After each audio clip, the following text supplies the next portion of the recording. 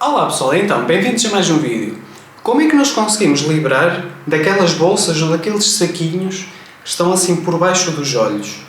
E muitas vezes estou a caminhar na rua e eu vejo pessoas ao longe, com óculos, e vê-se aquela sensação da pessoa sentir papos por baixo do olho e penso, aquela pessoa tem um problema renal. Porquê que normalmente associamos, por exemplo, essa sensação das bolsas a problemas renais? Porque é mesmo, ou seja, o rim por si só é quase como se fosse um filtro de óleo. Está-nos a filtrar o sangue das impurezas e quando normalmente o filtro não funciona, tende a fazer o quê? Tende a acumular toxinas, porcarias, fluido e muitas vezes essa retenção de fluido, que por vezes até apalpa-se o tornozelo da pessoa e parece que tem o tornozelo inchado, muitas vezes aparece da mesma forma, ou seja, por baixo do olho. E é uma coisa que nós conseguimos observar diretamente. Portanto, o problema qual é que é? Quando nós pensamos nestas questões a nível da parte renal, o rim está sempre um pouco ligado ao fígado. Porquê? Porque são dois órgãos de desintoxicação. E quem fala no fígado, fala, por exemplo, também, ou seja, na questão intestinal. Se o intestino está sobrecarregado e não consegue fazer uma descarga, uma desintoxicação através das fezes, vai pedir ajuda ao fígado e o fígado, por sua vez, ao rim para expelir através da urina.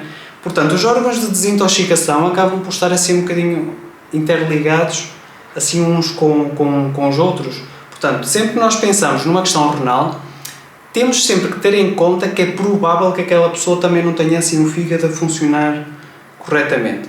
Portanto, quando nós pensamos nesta questão da parte renal, muitas das vezes, o que é que está por trás desta situação? Muitas vezes é a pessoa que está a consumir demasiada proteína, essa proteína está a gerar um ambiente alcalino no intestino, está a acumular algum amónio que o fígado não está a desintoxicar e, no fundo, esse consumo excessivo de proteína faz com que haja um atraso na desintoxicação ou uma sobrecarga dos órgãos de desintoxicação. E, tipicamente, numas situações destas, a pessoa consome poucos vegetais, ou seja, são pessoas que tipicamente consomem proteína a mais e consomem vegetais a menos. Isso é um problema. Porquê? Porque se nós pensarmos nesta questão da parte dos vegetais, a retenção de fluido muitas vezes deve-se... Porquê? Porque há mais níveis de sódio em comparação com o potássio. O potássio e o sódio funcionam, ou seja, mutuamente. O sódio é muito fácil nós conseguirmos na alimentação, grande parte das vezes tem sódio a mais do que potássio. E muitas das vezes o potássio vem de onde? Principalmente dos vegetais, das saladas. E nós precisamos cerca de 4 gramas e 700 diariamente de potássio.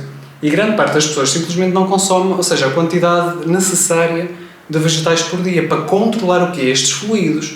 Porque temos que ver que quando há mais componente de sódio, há sempre mais retenção de fluido. Portanto, o excesso de proteína é fundamental nós percebermos se existe isso, ou seja, a falta de vegetais, e pensarmos também uma coisa, que a falta de vegetais vai diminuir o consumo de fibra, que vai fazer com que fique mais obstipada, mais sobrecarga hepática, mais sobrecarga renal, portanto, tudo acaba por estar associado. O álcool também é outra das situações em que acaba por afetar o fígado. E, para mim, por vezes, torna-se um pouco bizarro quando as pessoas, por exemplo, falam que consumir álcool é algo normal.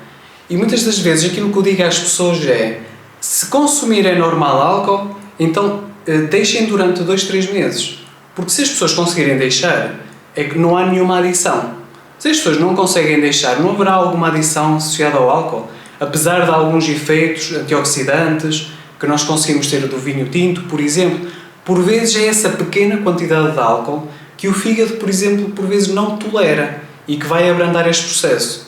Fora disso tudo, o álcool vai afetar muito a flora intestinal. Portanto, há uma influência indireta sobre o rim por causa da questão do álcool. Fora disso, MSG. MSG no fundo é o quê? É o glutamato monossódico. Normalmente é algo que permite dar sabor à comida. Muitas vezes vemos isso em comida chinesa, por vezes até num restaurante sushi. O problema qual é que é? Nós muitas vezes só associamos aquilo a fast food. Hoje em dia, ou seja, o glutamato monossódico nem sempre está descrito com este nome, por vezes está descrito com o nome de amido modificado.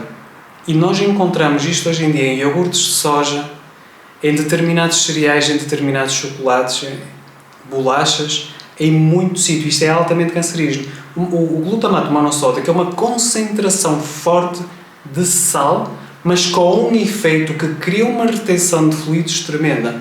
Portanto, é fundamental nós vermos esse tipo de alimentos. E claro, por exemplo, o consumo de açúcar. Porquê? Porque além da parte renal, nós podemos ter algum problema associado com açúcares. Por onde vai o açúcar segue a água. 1 grama de açúcar vai acumular 3 gramas de água. Não é o caso. Os diabéticos tipicamente têm, por exemplo, essa parte das bolsas de fluido. Portanto, e de que forma é que nós conseguimos tentar melhorar também esta parte dos açúcares? Temos que baixar o consumo de proteína. Baixar o consumo de proteína, mas não em demasia. Porquê? Porque a própria proteína, se for em demasia, dá picos de açúcar. E não só. E mesmo as próprias gorduras, o facto de nós associarmos alguma gordura à comida, um azeite, salmão, nozes, uma boa fonte de ômega 3, como por exemplo o ômega 3 da MJSMed, se nós fizermos isso à refeição, são coisas que atrasam o pico de açúcar. Principalmente quando a meio da manhã e a meio da tarde não fazemos snacking. Isso vai permitir fazer uma recuperação, quer intestinal, quer de fígado, quer renal, fortíssima. Portanto, é neste mecanismo de ação que normalmente está associado às bolsas dos olhos. Espero que tenham gostado do vídeo. Vejo-vos numa próxima.